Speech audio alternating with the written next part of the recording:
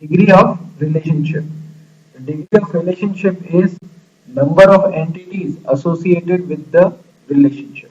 That is, if there are two entities which are involved in a relationship which is a preferred relationship, then it is called a binary relationship. If there are more than two entities involved into a relationship, and let's say there are three entities involved in that particular relationship, then it is not a binary relationship, it will be a ternary relationship. Many modeling approaches recognize only binary relationship. Ternary or n-array relationships are decomposed into two or more binary relationships.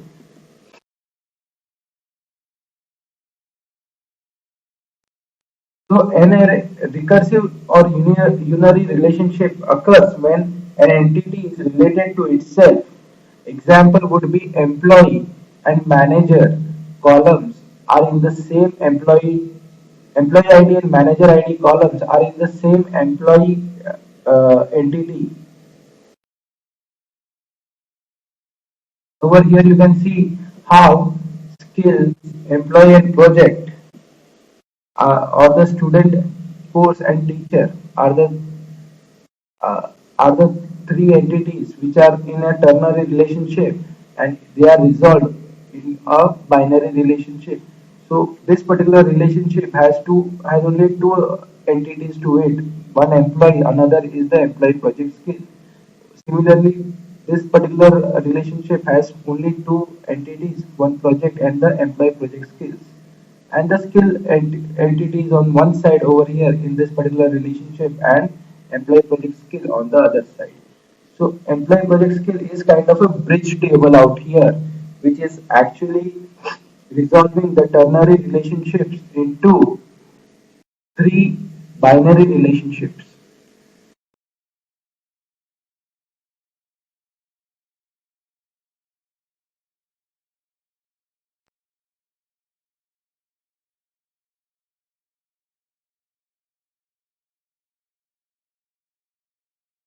The same thing over here, the company product and customer and contract particular entity can be mapped in a different way as as the business requirement may be. Cardinality of a relationship. Cardinality is the relational property that defines exactly how many instances appear in a child table for each corresponding instance in the parent table.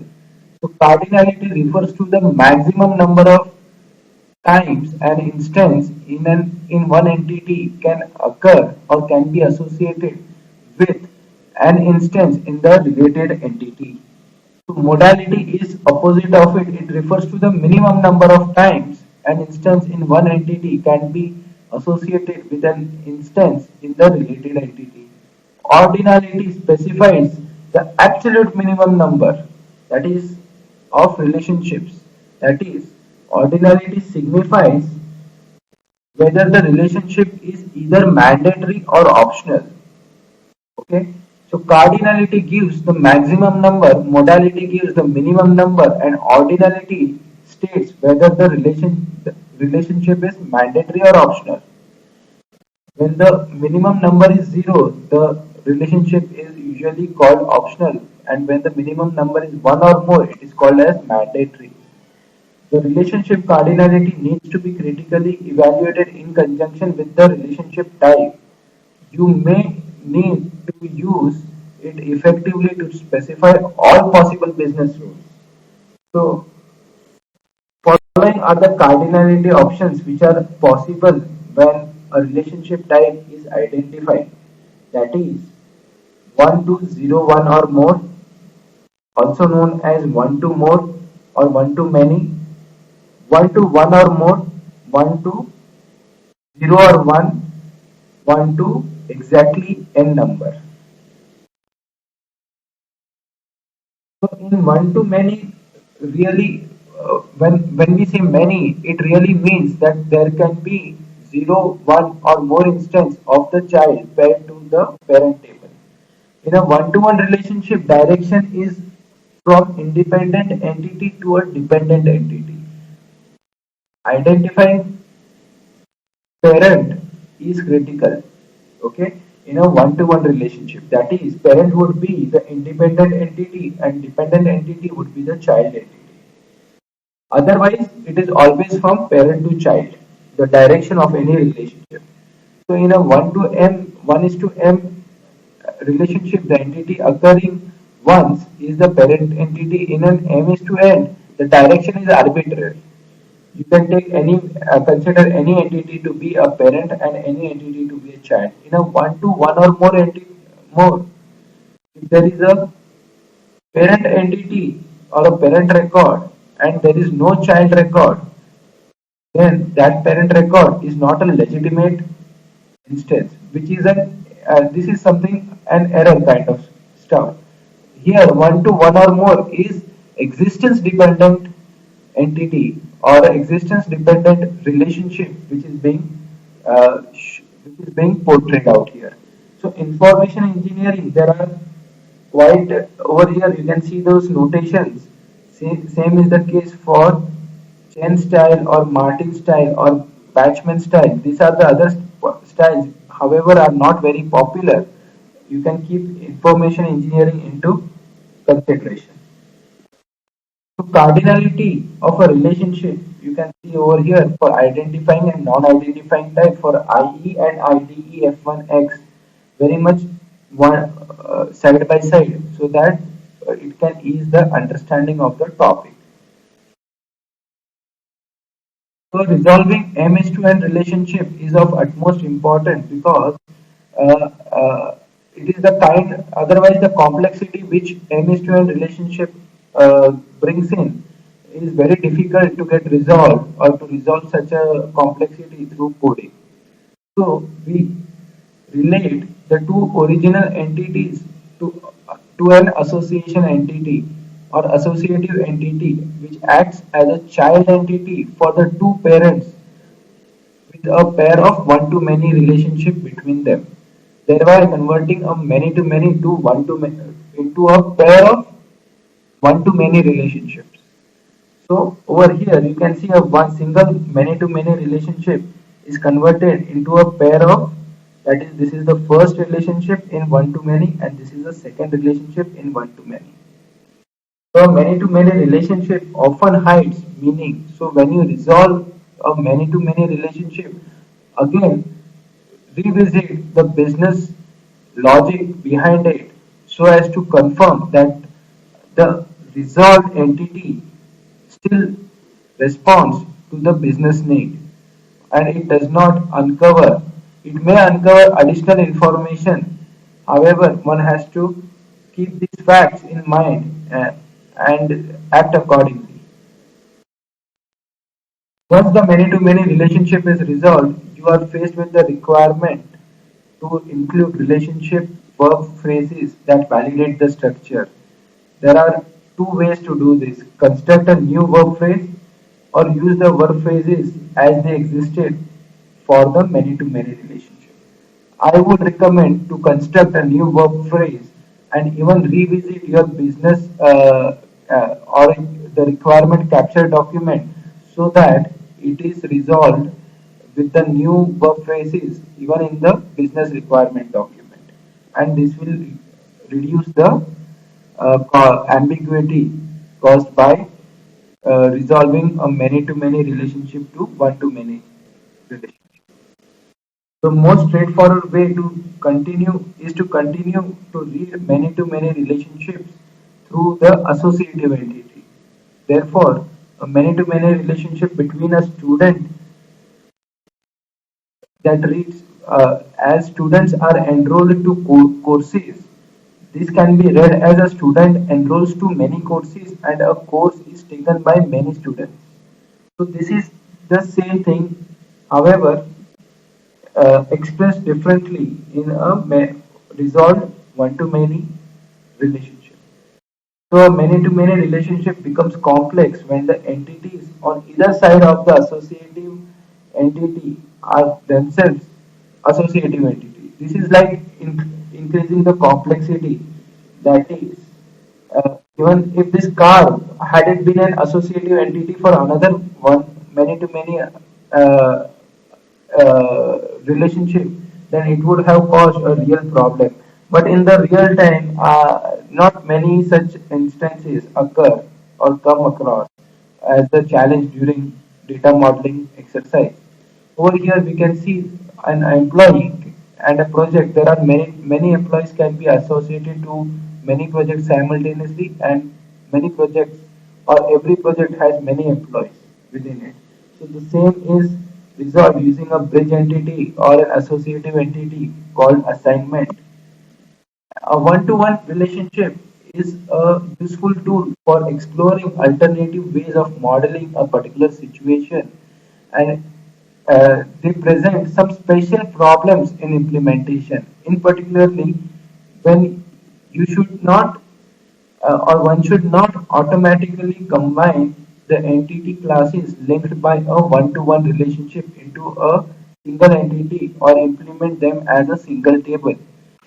Sometimes they represent distinct real-world concepts, and hence just going ahead and combining the two entities in a one-to-one relationship may jeopardize the entire business. So many times separating attribute groups to represent the all applicable or none applicable rule, eh, and hence a one-to-one relationship is being considered for that matter. The guidelines that real-world instances should not migrate from one subtype to another subtype, that is, the never applicable to an instance situation suggest subtype, and the not currently applicable to this instance suggest situation suggest one-to-one approach. So a subtyping can be distinguished from or can be avoided using a one-to-one approach. For overlapping subtypes, it is better to take the approach of one-to-one relationship. This is very, very important. Please keep this in mind that for overlapping subtypes, it is better to take an approach of one-to-one relationship. It will be difficult to demonstrate this particular thing using an example, and hence we'll move ahead.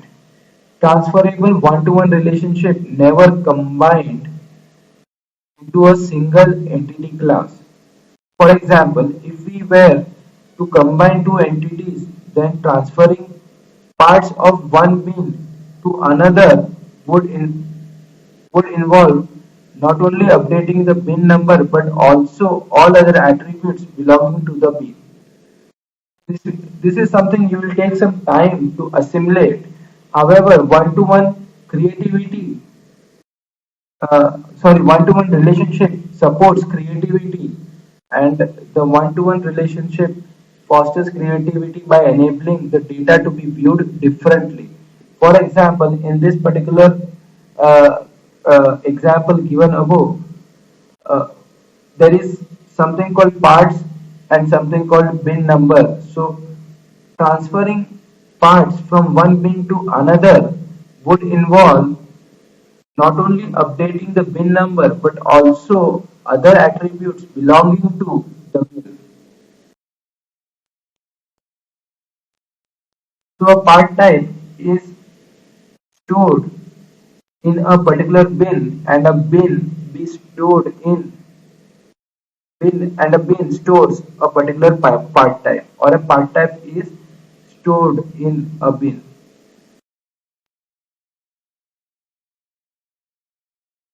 Connectivity of a relationship, okay, describes the mapping of associated entity types, that is from parent to child, one to one to many, or many to many relationships. Direction indicates the originating entity of a binary relationship, that is the parent or the strong entity, and the entity where the relationship terminates is the child entity.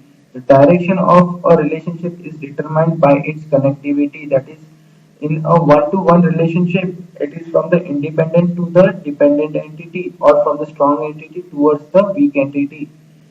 If both entities are independent, then the direction is arbitrary.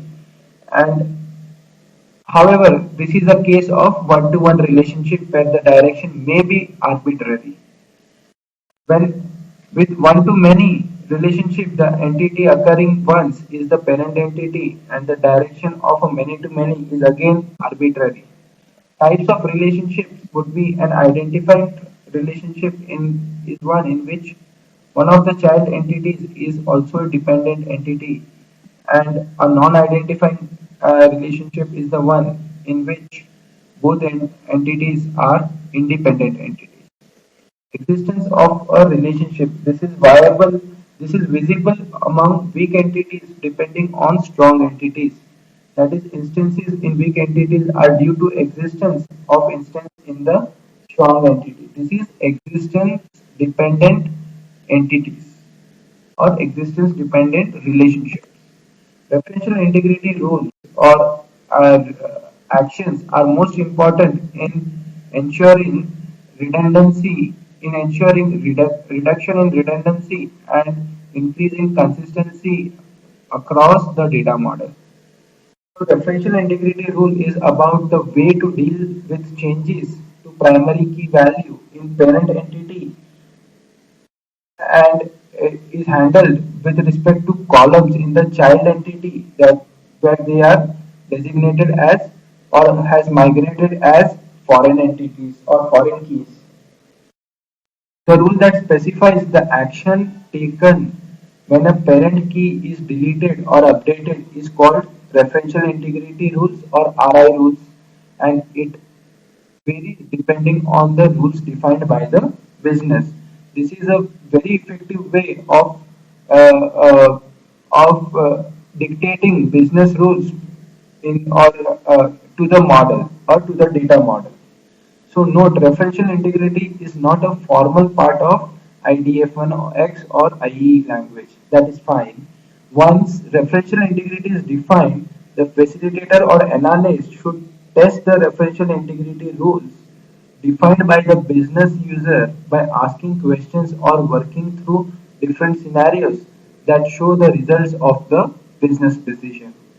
RI rules could be uh, uh, vary depending on whether or not the entity is a parent or a child in the relationship. The database action that is implemented. Hence, for each relationship, there are six possible actions. That is parent insert, parent update, parent delete, child insert, child update, and child delete.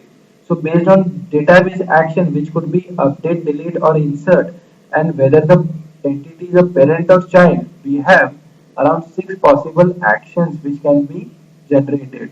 And also it varies whether the relationship is an identifying or non-identifying relationship and what is the cardinality of the relationship, whether 1, 0 or more is the cardinality of the relationship. So overall, with the incumbent of referential integrity, the entire relationship becomes a very complex thing to deal with, and hence relationships are the heart of data modeling. So RI actions are indicated near entities to those to whose primary key it is applicable to in the form of X is to Y. So you can always have the first letter in the referential integrity symbol always refers to the database action, and second letter is refers to the referential integrity option. So it is either I, U or D in place of X and C, R, SN or SD in the place of Y. So in combination of I comma C, which means X comma Y, which means insert and cascade, or U comma C would be update and cascade. Had it been D comma SN, it means delete. When the parent is deleted, the child would be set to null. Over here, where for U and C, when the update happens, okay, it is cascaded, U and U comma C. Or U comma R would be when the parent is updated, it is actually restricted. It will not allow the parent to be updated. Referential integrity action of relationships. Referential integrity reveals how changes on an instance of independent or dependent entity needs to be propagated to other related entity instances. one needs to look for business rules defined in the data integrity requirements to define referential integrity requirements. Available actions for referential integrity are cascade, restrict, set null, and set default, as well as set none. When it is none, no referential integrity action is required. When it is set default, you default whenever each time an instance in the parent entity is deleted, the foreign key in each related instance in the child entity is set to a specified default value. Set null would be each time an instance in the parent entity is deleted, the foreign key attribute in each related instance is set to null. And in the restrict would be deletion of an instance in the child entity is prohibited if there is a related instance in the parent entity.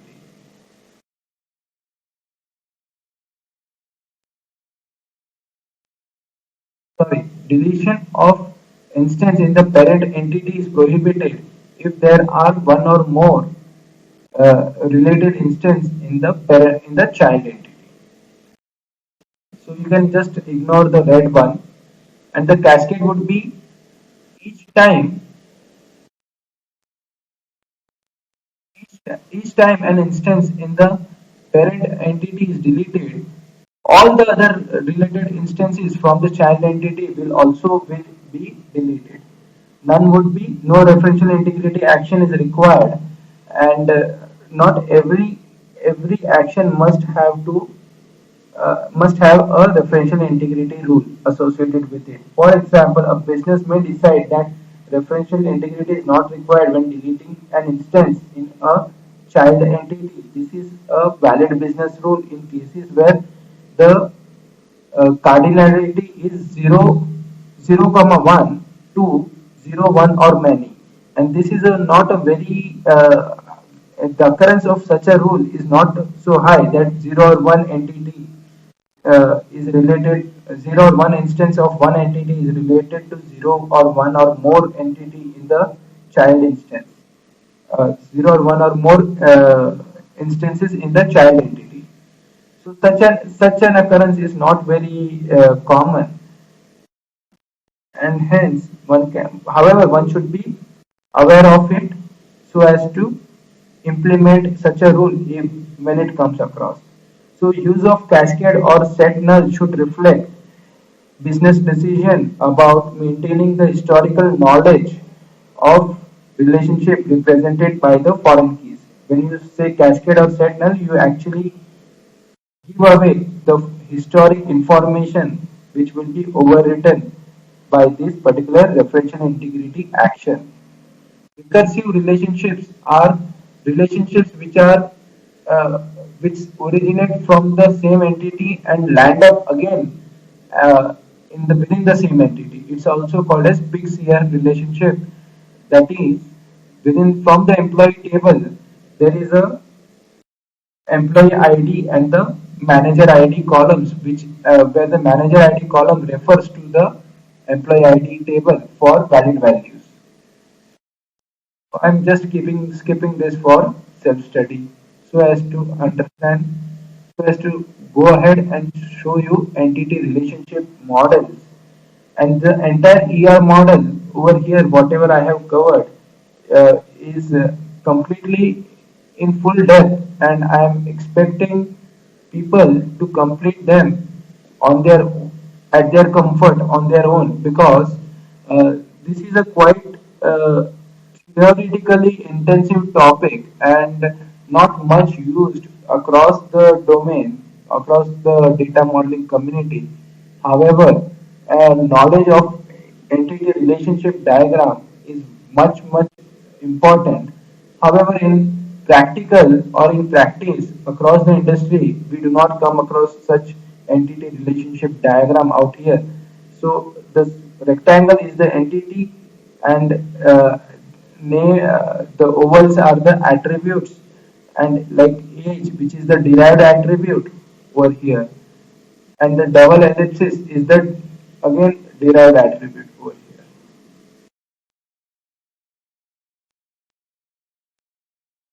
or hobbies, double ellipsis is the multi-valued attribute over here.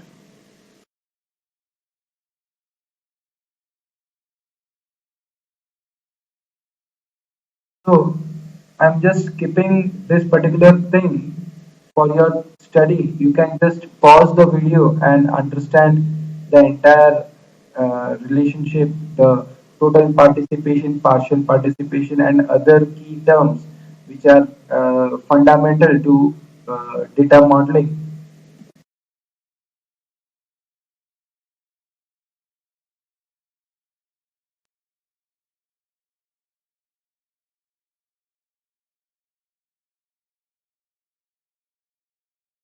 Your model is for human comprehension or human consumption, and it is useful in conceptual or logical design. Mapping of an ERD to relational model, you can just see how your entity type is actually gets converted to entity relation. So entity type is the table which is actually converted to a entity relation. Make sure the a relation means a table in the physical diagram, and relationship means the connectivity between two relations is called as relationship. That is, connectivity between two tables is called as relationship. So a relation means a table or an entity, and it does not mean the relationship diagram. Sorry, the relationship connector. So make sure you do not confuse yourself with between relation and relationship. Relation is the entity or the table, and relationship is the connectivity between two entities or between two tables or between two relations. So a mapping of an ERD to relational model can be seen over here. You can just understand. I will just take you through the first one, and the rest you can do it on your own. So in the first example, it is a department ID with department table with department ID, D name, and the manager. And the way it is converted into a relational model would be a department would be a department. This department entity would convert into a department table with department ID as the primary key, D name, and manager as the non-key attributes. Similarly, if had it been department ID, a composite key between location number and registration number, and department ID is underlined over here, which means it's a primary key. So we would just so the resolution is just open up the combination of the composite attribute and select all simple attributes as key. So we will just open up, that is, we will drop the department ID and we will just open up the department ID into its atomic attributes, that would be atomic elements, that would be location number and registration number, which will then act as a primary key out here. You can see the underline over here, which depicts that location number and registration number are primary key, followed by department name and the manager attributes as non-key columns. Similarly, there are certain other uh, mappings are there between, and this is a very theoretical and intensive topic, and it will, however, it will clear out many of your fundamentals of model transformation from ERD into the relational world.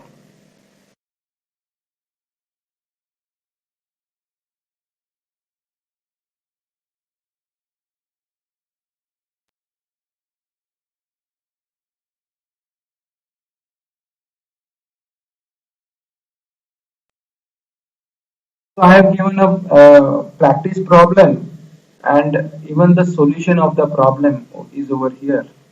So just try to do a small exercise on your own and be comfortable with ER to relational mapping.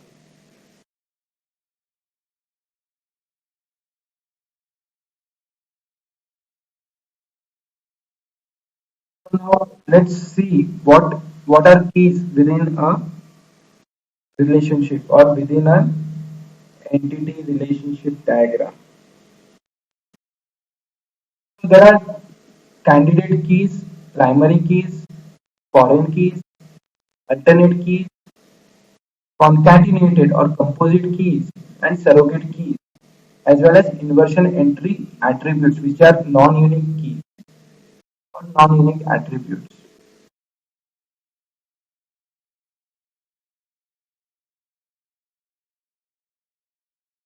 Now, the primary keys are the most important keys which we come across, and it is the most important task of a modeling process is identification of appropriate primary keys.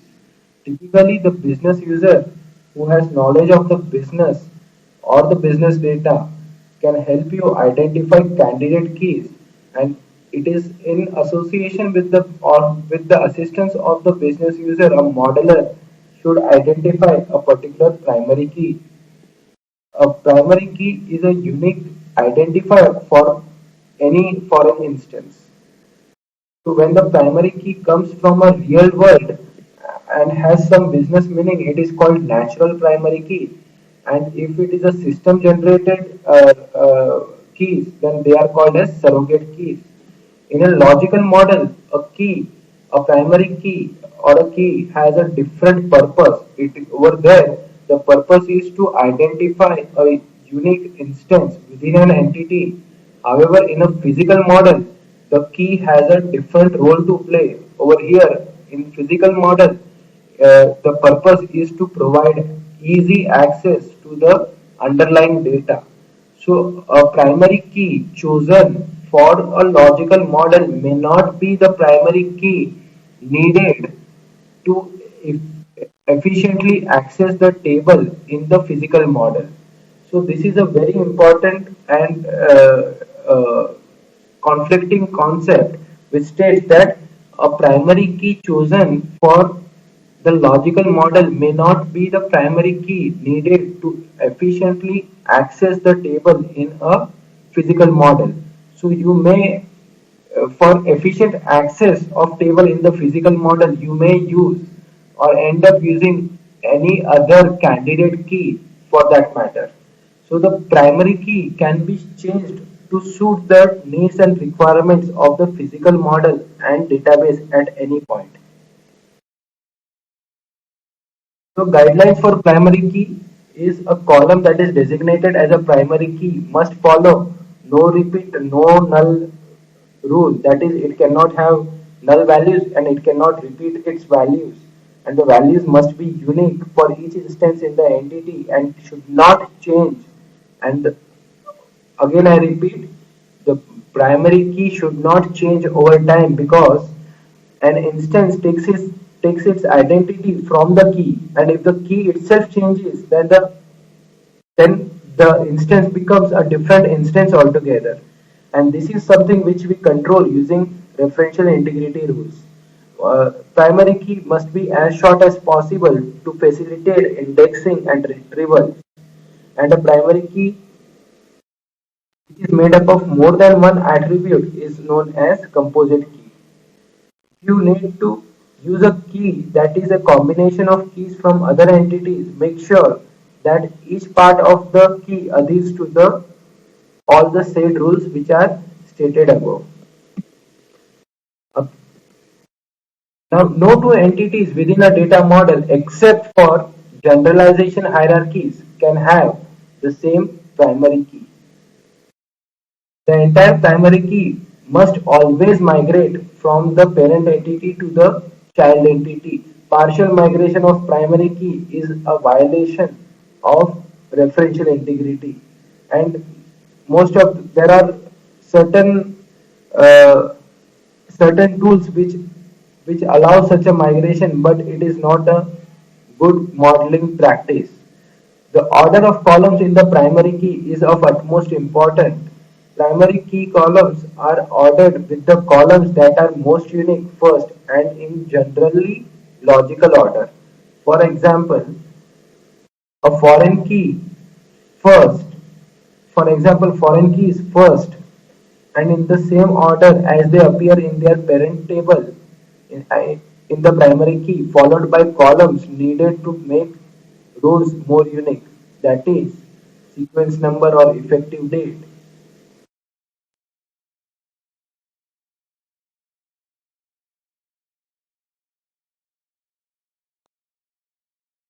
So hereafter we migrate into surrogate key and see how this system generated number makes wonders for data modeling and isolates business from the data modeling task. Surrogate keys are synthetic keys or artificial keys which are generated using a sequence or a sequence object generator. It has no meaning to the business and it is rather generated to isolate from the natural primary key which is there in the business. Why does a database designer tend to use this particular surrogate key? The reasons would be there is no natural primary key which is available on the table, or the primary key constitutes of multiple attributes and one of the migrated attribute has to be null in the child table. If the primary key constitutes more than four attributes as composite key, then migrating those attributes into the child table will unnecessarily increase the size of the child table and will create maintenance issues. Which requirements for index will increase and also performance issues will crop up. Hence, primary keys which are too large and complex are replaced by surrogate keys, and natural primary key is not a stable one. Primary key is supposed to be stable in the sense of that it should not undergo updations very frequently. And if a natural primary key is frequently updated, then it is not a good candidate for a primary key, and it needs to be replaced by a surrogate key. A surrogate key is often the best choice for a primary key because it is short. So shorter the keys, higher or the faster would be the accessibility to locate a particular instance uniquely. Surrogate keys then are automatically generated by the system so that numbering is always in a sequential form. There are no gaps between the numbers.